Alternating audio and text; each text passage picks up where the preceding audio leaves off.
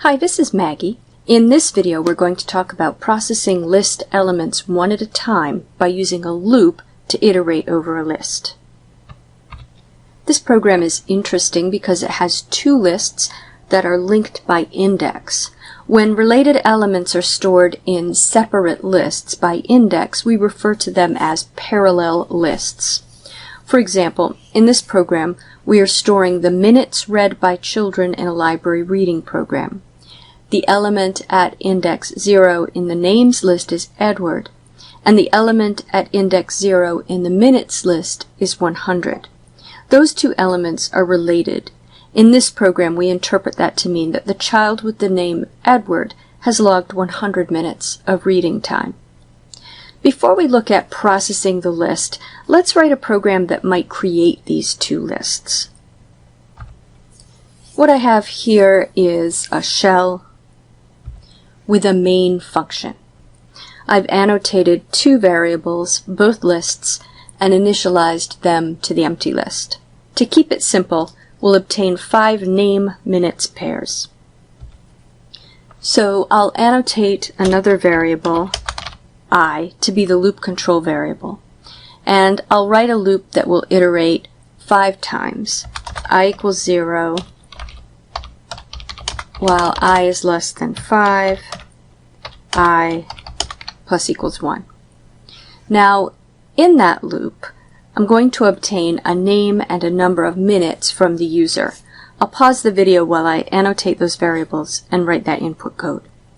Okay, so I am obtaining a name and minutes from the user. Now I'm going to append those values to my lists using the append method.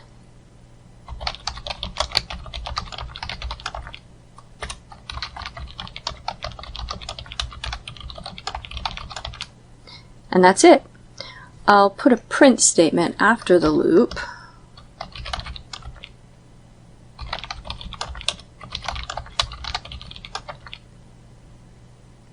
And print both lists so we can see what they look like. And we'll run the program.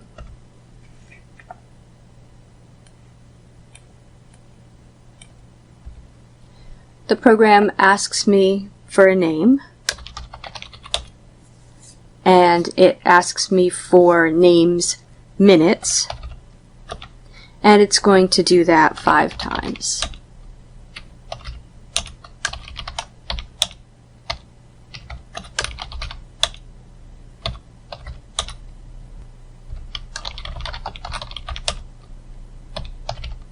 Now it appends those values to each list, and so each list will have the names that I enter in order and the minutes that I have in order. That's how we keep the indices lined up for the parallel elements. So when it prints the lists, you can see that the element at index 0 in each list are the values that go together, and the same for index 1 and each index in our lists. Now let's look at the program that processes the lists. This program will find the maximum number of minutes read and will total the number of minutes read. We do this in exactly the same way we would do if we were reading values from the input stream with most recent holders, most wanted holders, and an accumulator. Instead of the most recent holders being values entered by the user, they're the next element in the list. So let's look at the new part, which is how we visit each element in the list with a loop, and then we'll quickly review the familiar parts. What we need to do this is a loop control variable that will take on the indices of each element in the list. So we will need to begin with index 0 and end at the index that is 1 less than the length of the list. Fortunately, there is this function, len, that we can pass a list to, and it evaluates to the length of that list. So a typical pattern for iterating over a list and visiting each element is I equals 0, I less than len name of the list, I plus equal 1. And you can see that here.